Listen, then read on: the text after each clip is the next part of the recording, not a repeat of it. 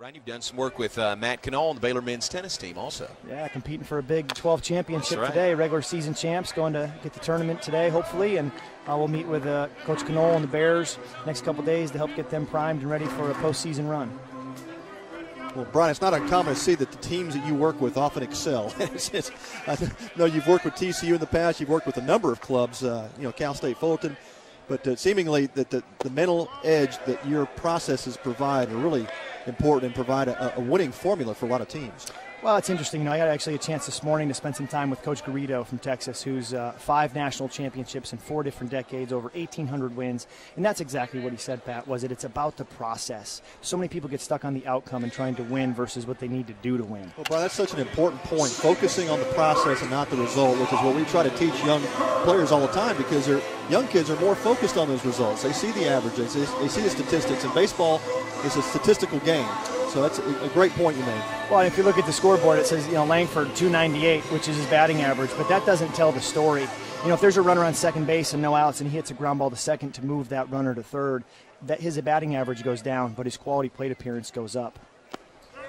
And there's a sign, in the Baylor dugout, that yellow sign that talks about quality plate appearances. And, Steve Jonigan, their hitting coach, really puts an emphasis on the process of moving runners and having quality at-bats, much more than batting average. But What does everyone in the stands see? They see the scoreboard, not the sign in the dugout that the Bears are tracking off of.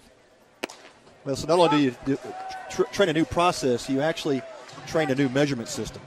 Absolutely. Well, measurement is motivation, and you treasure what you measure, and what you measure gets done. So by them being able to measure the process, they get more process, which leads to more outcome. Reaches out and guides this one into center field. Langford is 2 for 2 on the day. The Bears have a 2-out base runner in the bottom of the Pat, everyone thinks that when you get to 2 strikes, the pitcher has the advantage. And what we teach the Baylor hitters is that when it gets to 2 strikes, now he thinks he's that close to getting you, and he may make a mistake because he just doesn't want to walk you, and then he's got you to 2 strikes. So get ready to get your mistake pitch. That's a reframe. It's a different way of thinking about it.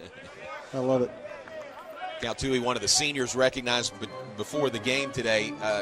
Brian, I'm interested on a senior day. How much can that benefit, these guys or everybody else wanting to play well for the seniors on a senior day? I actually think it goes in the other direction. I think that it can cause you to press too much, try to do too much to impress your family, or to try to go out on a high note instead of just doing what you do every day and what got you here. And that's the conversation that we had with the seniors before the game was, hey, it's senior day, your family's here, there's going to be flowers, there's going to be teased hair, there's going to be pictures. Let's just go out and do what we do and play Baylor baseball. So maybe take a deeper breath, stick with that final thought, stick with your routine, and just let the game come to you and really just try to enjoy it. But they should be enjoying it every day because it's such a great game. Great point. 1-1 count on Tui, a throw over to first. Is there a website we can direct people to? That'd be fantastic, yeah. It's just myname.com, Brian Cain, BrianCain.com. If there's any Twitter followers out there, it's at Brian Cain Peak. And, I have a free newsletter on my website where I put something out once a week just to kind of keep people doing a lot, not a lot, a little, and try to just give them little bits of information each week. If there's any coaches out there or just fans of the game looking to understand a little more about the mental game, that newsletter would be a tremendous source, I think, of information for them to continue to grow that side of their coaching repertoire. 2-1's the count on Tui at the plate. I would think Coach Smith would be one that would really be receptive to what you have to offer. There's a liner into right field. That's a base hit for Tui. Langford around first. He will pull into third without drawing a throw. The Bears have runners on the corners. Well, and it's interesting talking with Coach Smith, before the game. This is the first time, I said, hey, this is the first time I've ever been in a dugout where the head coach, his son is pitching.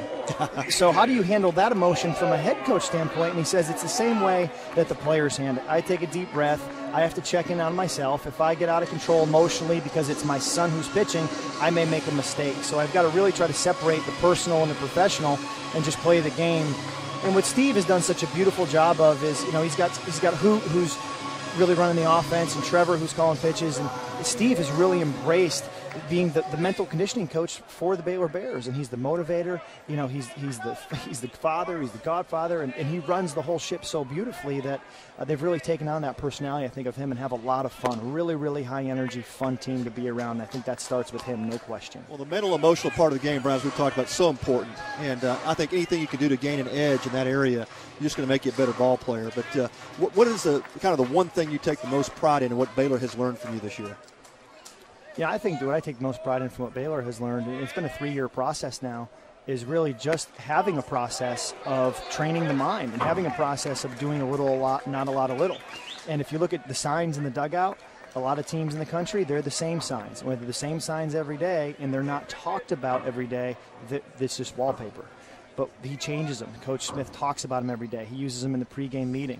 And it really, I think, sets the tone for that mindset of what they're trying to achieve and going to compete with on that day. So just the way that he has been able to run the ship and run the mental conditioning process has been beautiful. And that's kind of what makes me so proud, is that they've been able to take it and run with it. And it's not my program, it's their program. Well, they've absolutely taken ownership of it. I love the signs. And I love how the players execute it, too. You can hear them from the dugout, all calling pitches and doing the same things that you talk about, how important it is for the players to have high energy and stay involved in the game, even if you're on the bench. Well, it's even, you know, if you look at another shot of in the dugout, you know, there's a sign they have posted that says offensive dugout participation. And those are all verbals that everyone in the dugout will say when that situation in the game dictates. For example, pick at first base, everyone will say, back. If there's a ball hit to the right side and we're on defense and the pitcher's supposed to go over to cover, everyone says, get over. And the reason why they do that is not so much to impact what happens between the lines, but it's a system and a process to keep the guys in the dugout engaged so that when they get to go in and get a key pinch hit roll in the 7th, they feel like they've been in the battle pitch to pitch, and it's not a step up, it's a continuation of what they've been doing pitch to pitch. That's great. You hear coaches all the time say, guys, stay in the game. Well, that's how you do it. 2-2 pitch, lined over third into left field. That'll get Langford home. Orff is chugging for second base. He will beat the throw there. It's an RBI double by Nathan Orff. More interesting in the Friday night game. I'm not sure if you were here for that game, but there was a play to him, routine ground ball, and makes an error.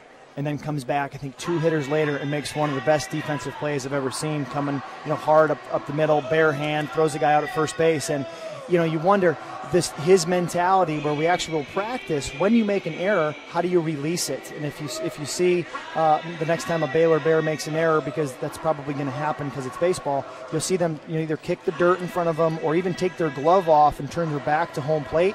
And as they're doing that, they're allowing themselves a minute to beat themselves up and get negative. When the glove comes back on and the face comes back to home plate, it's the next pitch mentality and wanting that ball, which helps them to then perform at their best and not let errors compound and make 2 or 3 in a row.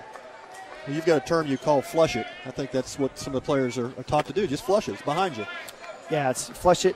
So what? Next pitch. We can't control it. It's in the past. We can't control what's going to happen in the future in terms of Big 12 championship. Let's just enjoy the moment and play for this pitch this day. Ryan Cain visiting with us. He's the strength and conditioning mental coach for Baylor baseball and Baylor tennis as well. I got a question for you, having been a former Baylor Bear and a Major League Baseball player. What were the guys who were the best that you saw? What did they do mentally that you thought separated you and them from other people? Yeah, that's a great question. I think it really came down to the approach, the bulldog attitude that I had on the mound.